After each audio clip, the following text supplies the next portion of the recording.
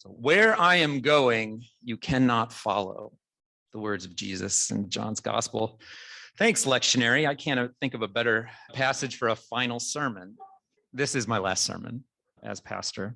But just so you know, unlike Jesus, where I'm going, you can certainly follow. The Shenandoah Valley is very nice, and you are all encouraged to visit. We have a guest room. And so you know, unlike Jesus, where he was, of course, born from the eternal essence of our divine parent, Father, despite what you might think, I was not born from the eternal essence of the Father in the same way, but I came from Buffalo, New York.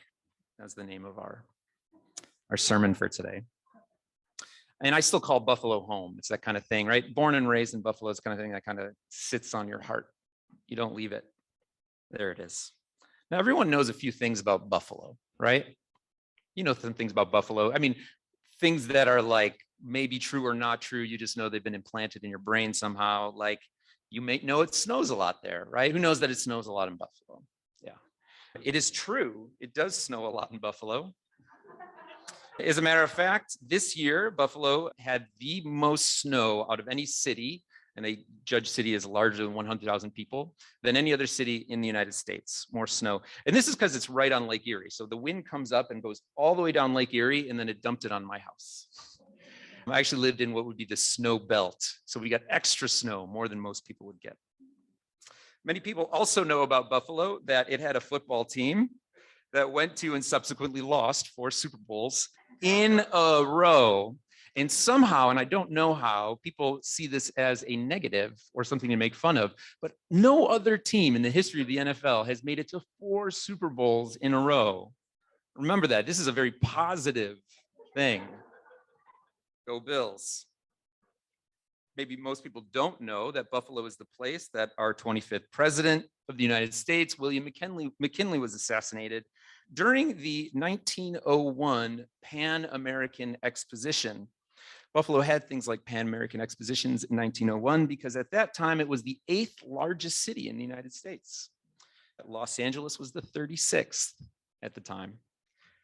Things changed. Buffalo now has, at least the city proper has a population smaller than it did in 1901, though its metro area is quite big.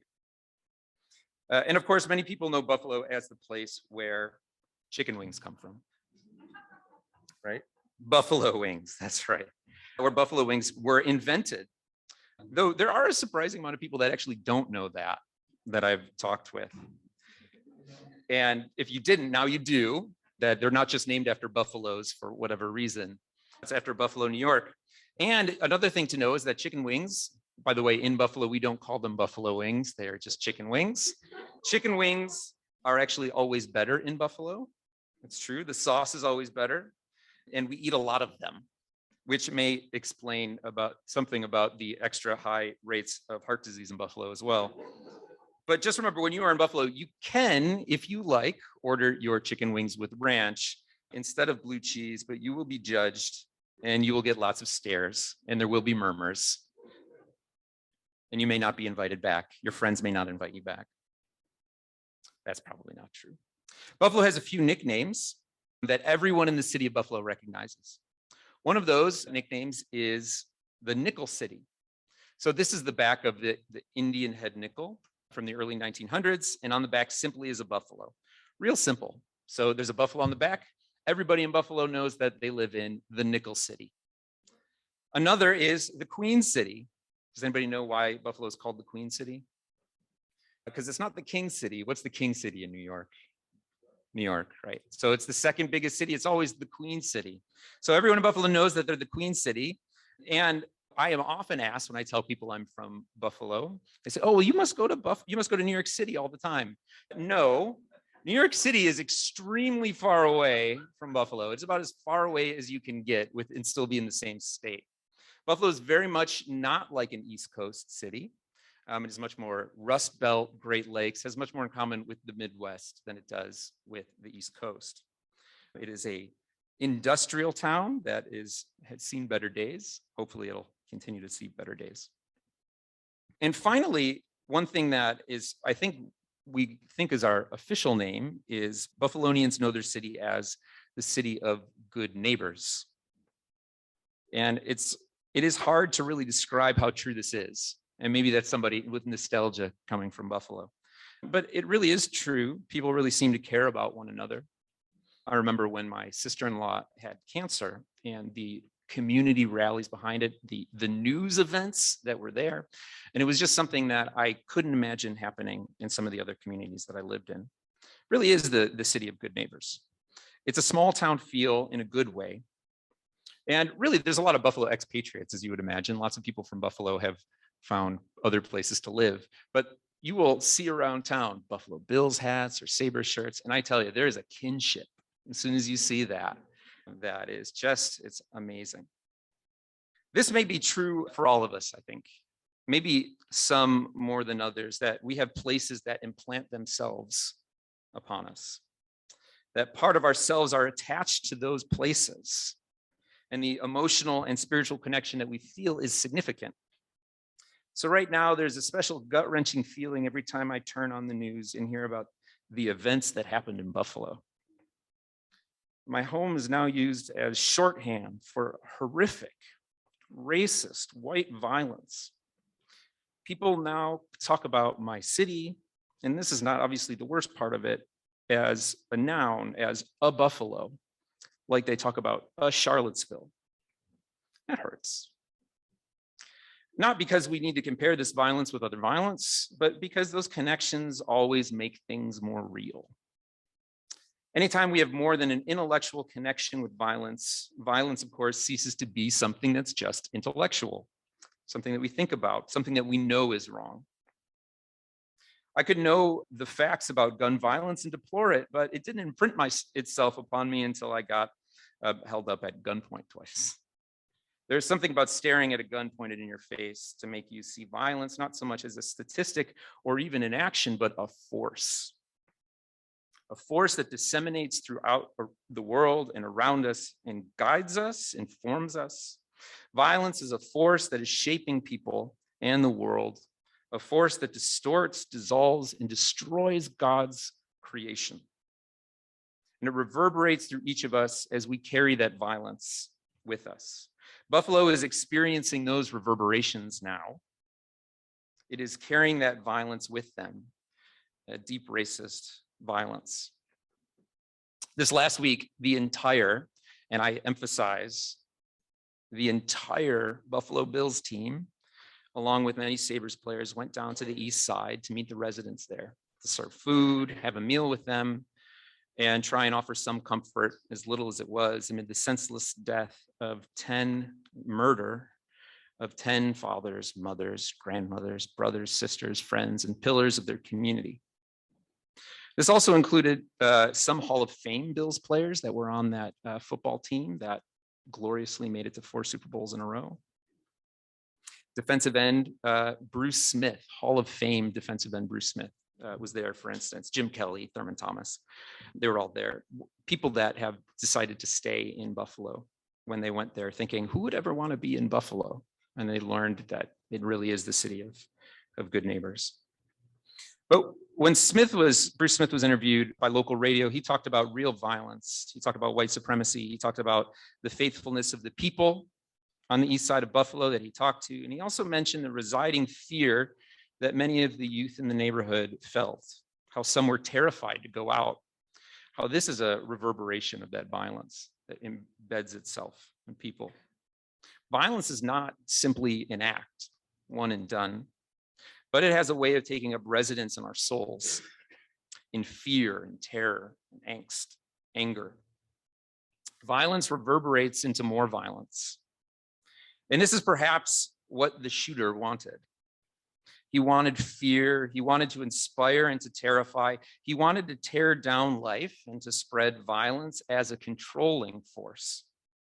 Because violence is not simply an act or a tool. Violence is a force that embeds itself in our souls and grows up among us like weeds, like a disease. That, for one, is why it's so important not to stay silent, I think, about violence. And that is why this week I was so disappointed in the few commentaries that I read on this passage. Peace I leave you. Peace I give, my peace I give you. These commentators so quickly pivoted in their discussions of this passage, especially here, to this piece just being an inner peace, talking specifically about linking it there, an inner peace, a heart feeling, and not that it isn't, but to create that division. Because they said it contrasted to anger and fear. Anger and fear, though just like peace, are not simply individual inner feelings relegated to our hearts. They can be bodily realities, manifest themselves, controlling forces, social structures that shape our societies and define our bodies and how they interact. Fear and terror is actually a really good translation for the word that I think it says troubled in your translation.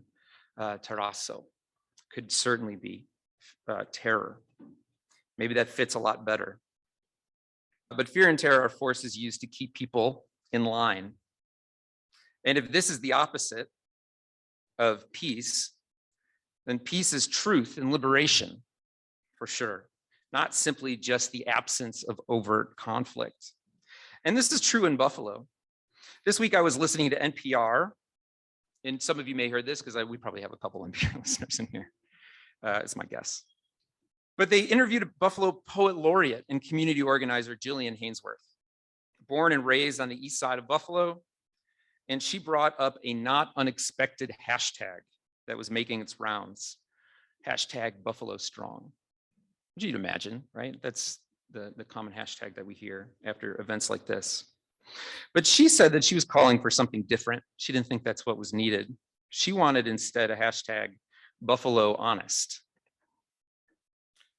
Speaking dispels in honesty, speaking truth dispels untruth. Rather than just strength, she says, what we really need is to be honest. First, about what people are going through. She says, quote, all the pain that we're feeling is valid. The tears are valid. Anger is valid, she said. Yes, this happened. You're right. I know it hurts. It's okay for you to cry. It's okay for you to not want to work today. It's okay for your kids to stay home from school today. They're afraid. We don't need right now to be told that we're strong, she adds. We need to be told that we're right. Violence is also a lie that there is no violence, that the violence that keeps the world in order is not violence. So the second reality of this hashtag Buffalo Honest idea that she brought up is that Buffalo is in fact one of the most segregated cities in the country. This is important to know.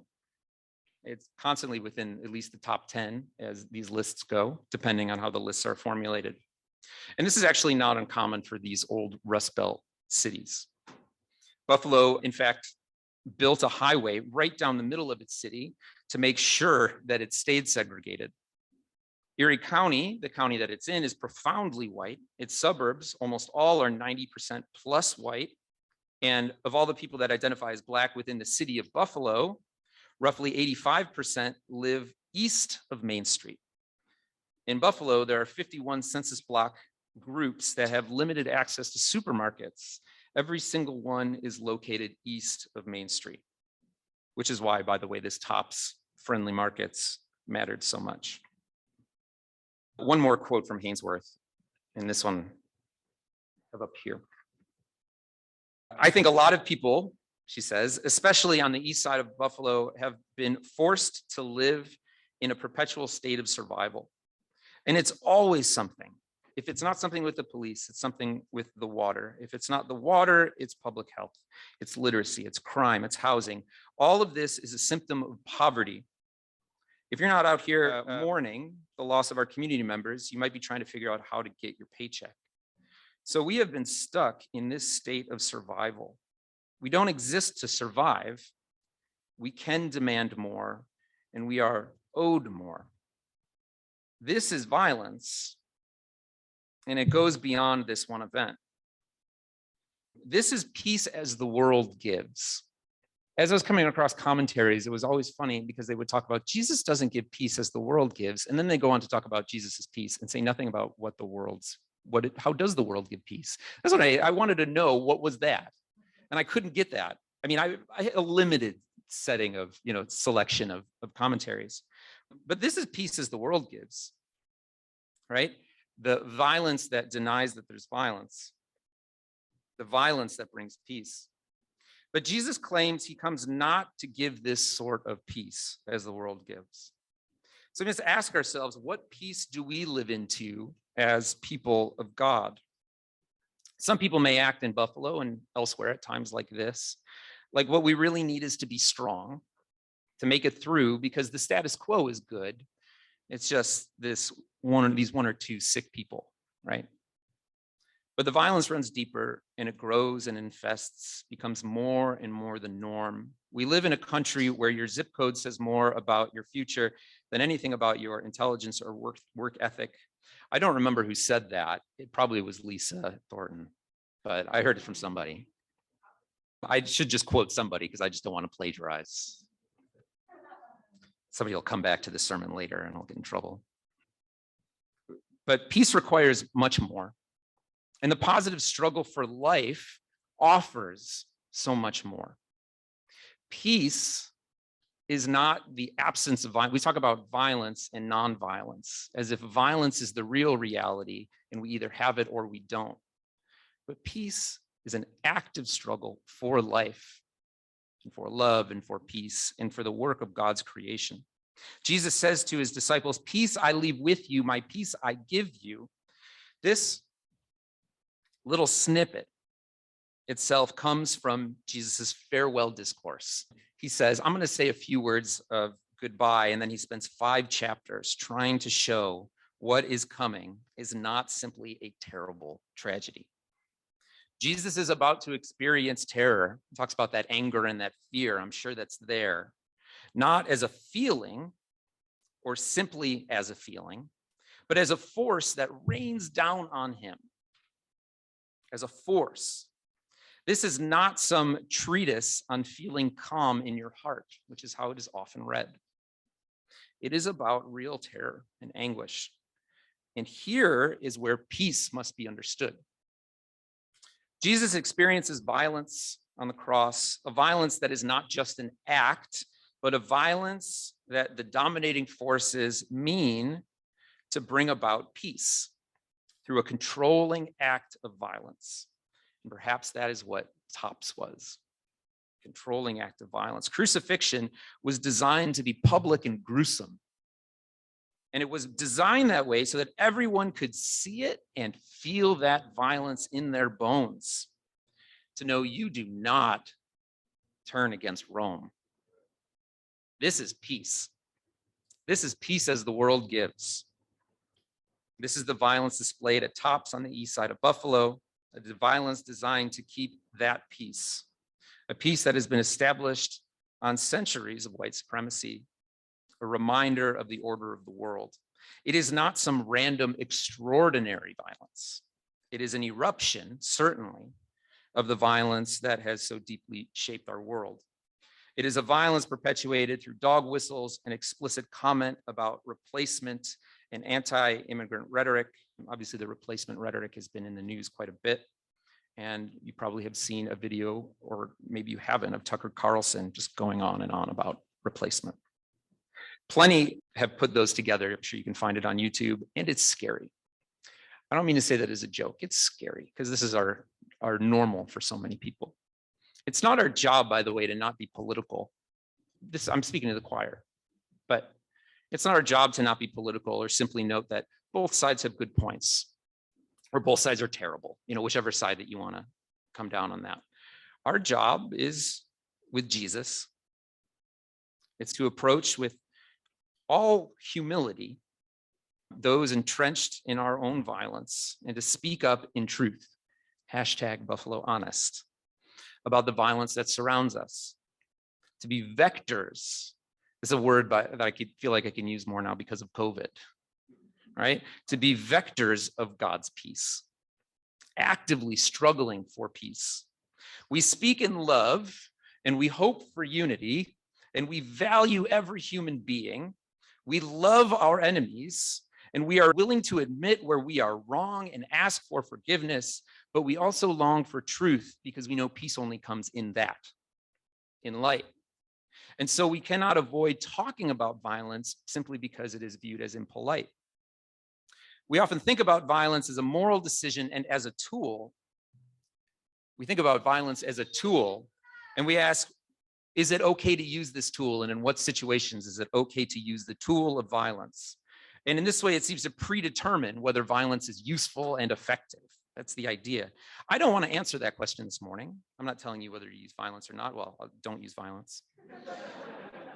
But violence is not simply a tool for which we must seek justification. Violence is not simply acts of immediate physical harm. Violence is a force that breathes and grows, that takes up space in our souls, in our communities, that shapes our societies. Violence is the uncontained force levied against life and against love and peace that has grown with an unstoppable momentum, it seems, since Cain slaughtered Abel. Abel's blood still remains crying up from the ground. And this is into which Jesus enters. On violence, I'm going to say Judith Butler, not a Christian, but had some wise words, a wonderful book on nonviolence. And here's a snippet from it. She writes this about violence. One of the most popular arguments on the left to defend the tactical use of violence begins with the claim that many people already live in the force field of violence. But she adds, and she doesn't necessarily want to dispute that, and that violence brought about might end terrible pain, and she doesn't want to dispute that. But she adds, even if violence is circulating all the time, and we find ourselves in a force field of violence, do we want to have a say about whether violence continues to circulate? If it circulates all the time, is it therefore inevitable that it circulates? What would it mean to dispute the inevitability of this circulation?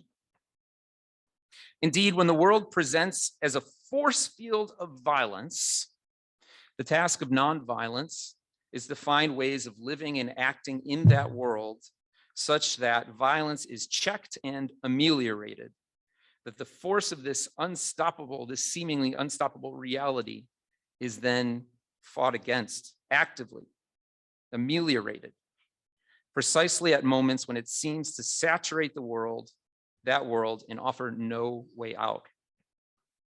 The best analogy for violence, at least that I could come up with at 5 o'clock this morning when I was finishing this, so bear with me. The Sorcerer's Apprentice, right? Disney's Fantasia. But Mickey, by an act of disobedience, but one, of course, that he thought he knew better about, one that would make his life easier, he uses a bit of magic to enchant a broom to carry water for him. Maybe that's the initial act of violence, the disobedience. But what becomes of this is interesting. Then he cannot figure out how to make it stop. And this is maybe my understanding of the instrumental use of violence, is that when we use violence, we put more violence in the world. And how do we then make it stop? And then how do we contain it?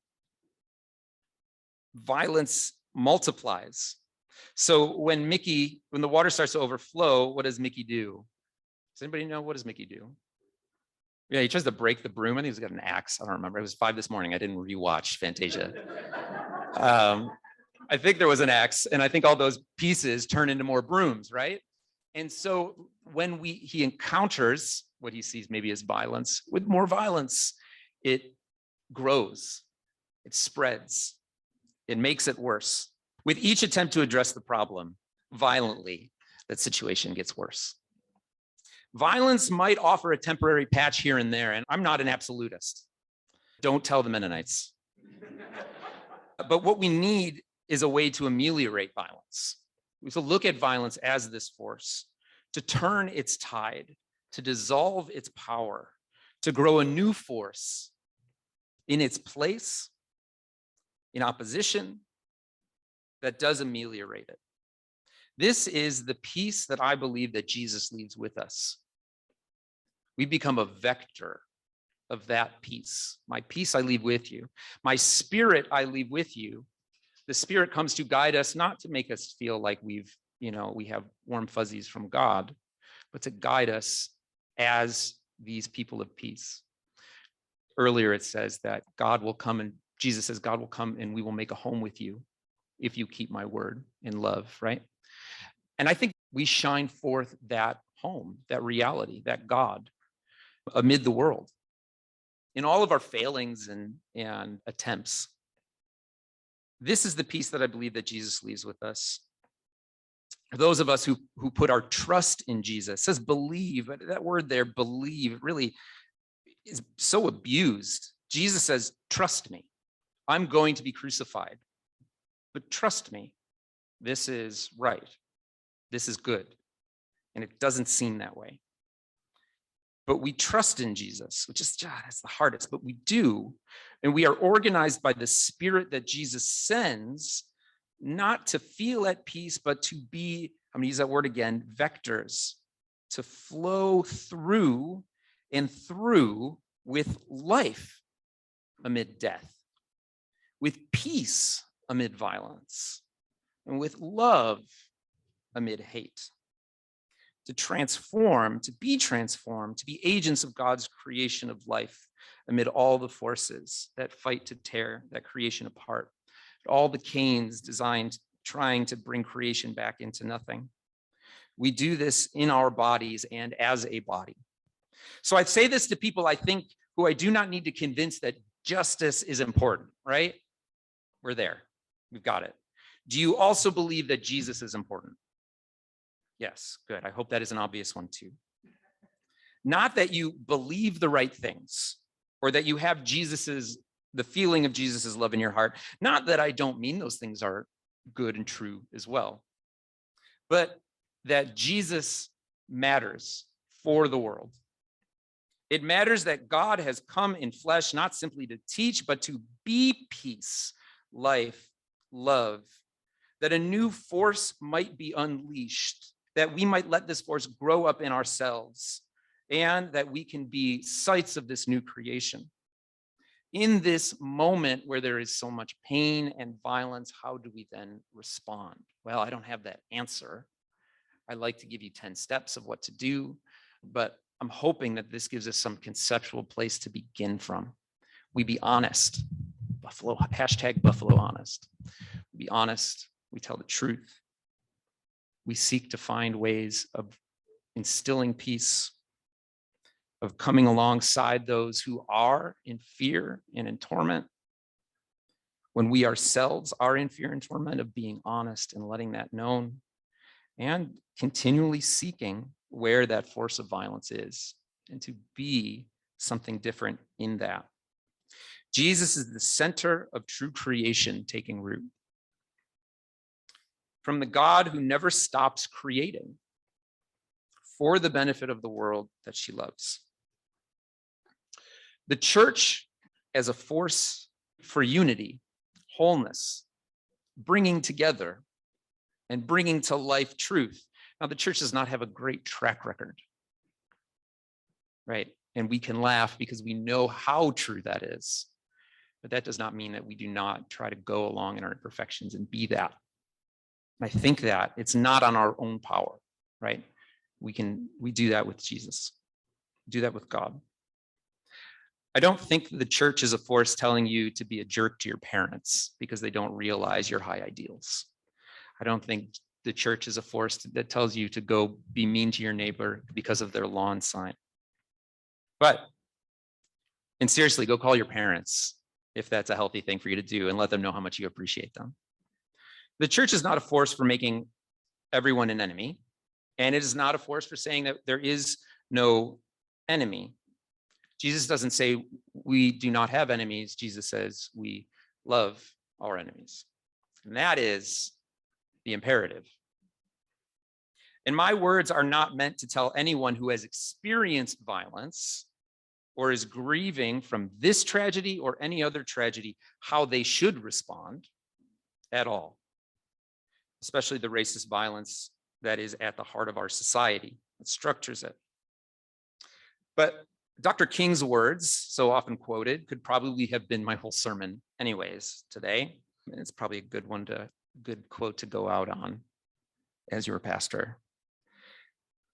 Returning hate for hate multiplies hate. I think this gets at the basics. Adding deeper darkness to a night already devoid of stars. Darkness cannot drive out darkness. Only light can do that. Hate cannot drive out hate. Only love can do that. And I believe that Jesus matters in this. I believe that Jesus guides us on this path in ways that we cannot see on our own, to help us to journey. Violence is not the last word, right? That's what the resurrection tells us. Jesus says this farewell speech, 5 chapters. It is not terrible. The resurrection tells us that violence is not the last word, but it does not make the violence on the other side of the resurrection mean nothing. In Jesus, we believe there is more, and in Jesus, we live into the love of a new creation. So this is my farewell sermon. I wish it came on a happier topic, but I'm happy to speak what I think is right in the situation, I guess. My peace, I leave with you. Peace upon all of you. But it is only a peace that I hope comes from Jesus, who is light, love, and peace. And not that we cannot, and rather we should learn from others, from what they have learned of life, peace, and love. But it matters not simply that we seek justice, but that we learn what justice is. I think we learn that from Jesus. It matters not just that we show love, but that we learn how to love and what love is. It matters not simply that we proclaim peace, but that it must not be as the world gives. Let us follow Jesus in the way of peace. I'm going to end with a quote from Luke, actually. The way of Jesus guides our steps in the way of peace. And let us be transformed and guided by the Spirit that he sent, that he promised in this passage in John.